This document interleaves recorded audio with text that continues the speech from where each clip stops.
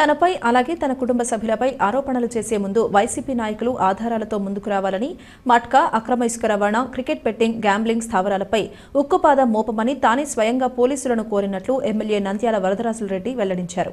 రాచమల్లు ప్రసాద్ రెడ్డి గారు ఆయన బావమరిది ఎన్వీఆర్ఆర్ అనే పేర్లతో మన ఇసుక దూలే లారీల మీద పేరు ఉన్నదని నా పైన ఆరోపణ చేసినారు.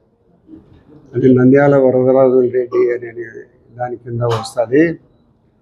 ఆయన తమ్ముళ్ళు, ఆయన తమ్ముని కొడుకులు వాళ్ళందరూ ఇసుక దోలుతున్నారని ఆయన చెప్పడం జరిగింది. సుమారు వారం రోజులకి ఆడ పోలీస్ స్టేషన్లో ఉన్నాయి పట్టుకుంటే 4 లారీలు కూడా. ఈ 4 ట్రిప్పర్లు కూడా వారం రోజులు ఉంటే నా సొంతమైతే నేను ఎందుకు ఇడిపించుకోను? కమలాపురం తాలూకా వలయ 4 రోజులు ఉన్నాయి. ఇప్పుడు పోలీసు వాళ్ళు అందరూ నేను చెప్తే వినే పరిస్థితి ఉండబడిన పోలీసు వాళ్ళు ఉండబడినప్పటికీ కూడా నేను ఎవరికి దాని గురించి చెప్పడంలే.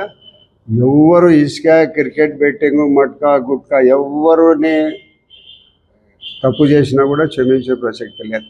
కాబట్టి నా మీద ఏదో ఊరికి ఆరోపణ చేయాలంటున్నారు. వాళ్ళ జీవితాంతము వాళ్ళిద్దరు బావబామర్దులు నా మీద ఆరోపణ చేసుకుని ఒక తప్పు తెలుసుమను. నేను కానీ నా కుటుంబ సభ్యుల మీద కానీ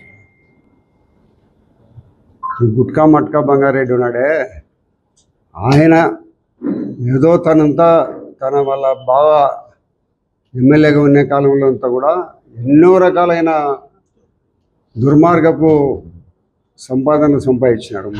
ఎక్కడ కూడా చట్టబద్ధమైన కార్యకలాపాలు తప్పక చట్ట విరుద్ధమైన కార్యక్రమాలను ప్రోత్సహించే ప్రసక్తి లేదు. పోలీసు వాళ్ళకు చెప్పినా ఆల్రెడీ ఎవరైనా సరే తన లేదు మన లేదు, ఎవరు ఇసుక ఈ క్రికెట్ బెట్టింగులు కానీ, మట్కా కానీ, గుట్కా కానీ ఏం చేసినా కూడా ఈ అసాంఘిక కార్యక్రమాలను ఎవరిని ఉపయోగించాల్సిన అవసరం లేదని చెప్పిన. నేను ఎవరిని పట్టుకొని మీరు ఈ గుట్కా మట్కాలలో చెప్పినా నేను మీకు చెప్పే ప్రసక్తి లేదు. చట్టబద్ధంగా చట్టం చేసుకొని పోవాలనే దాంట్లో ఖరాఖండిగా చెప్పడం జరిగింది. ఇప్పుడు కూడా ఏదో కొంతమంది మా ప్రభుత్వం వచ్చింది, మేమందరం గతంలో వాళ్ళు చేసిన పనులందరినీ చేసుకోవాలనేది కొంతమంది ఆశావాహులు అందరూ కూడా ప్రయత్నాలు చేస్తూ ఉన్నారు.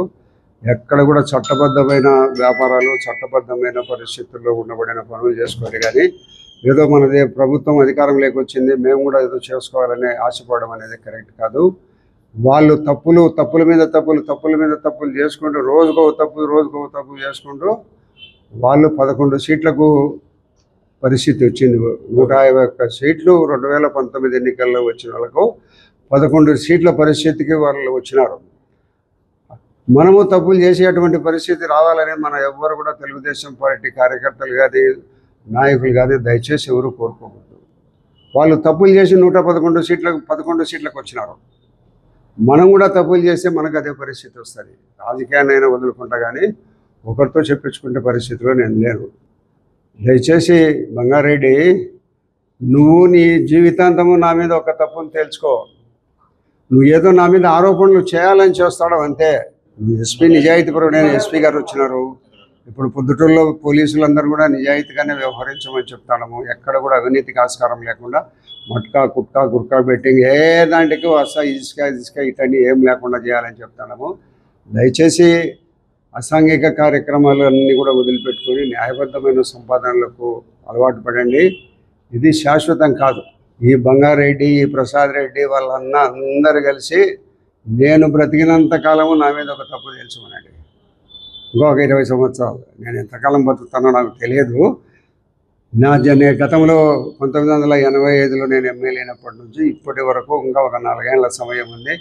4 ఏళ్ల సమయం వరకు ఒక తప్పు తెలుసుకోమనండి. నేను నా జీవితానికి నేను నిజాయితీగా బతకాలనుకుంటున్నా. సంస్కారం వైపు, మంచి వైపు పోతా. నిరంతరము మంచిని కోరుతా.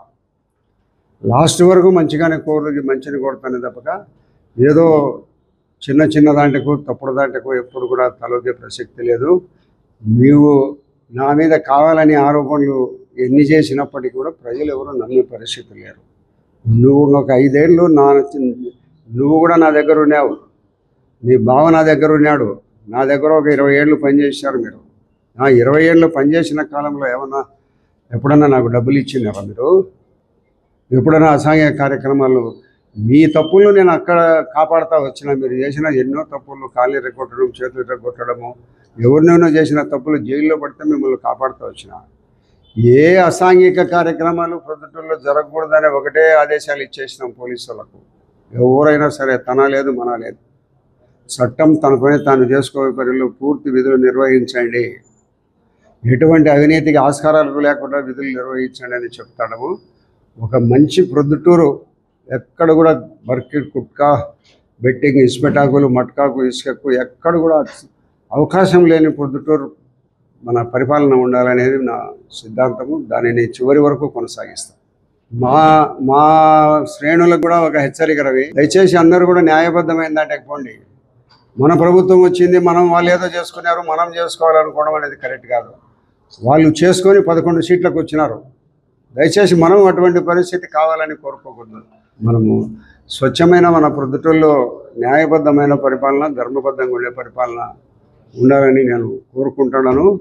అది తప్పకుండా కొనసాగిస్తాము. ప్రస్తుతం ఉండే కలెక్టర్లకు, ఎస్పీలకు కూడా నేను ఇదే మాట చెప్పినాను. ప్రొద్దుటూరులో వచ్చిన పోలీస్ అధికారులకు కూడా అదే మాట చెప్తున్నాను. ఎక్కడ కూడా ఎటువంటి తప్పులకు ఆస్కారం లేని పరిస్థితుల్లో మీరు విధులు నిర్వహించాలని చెప్తాను.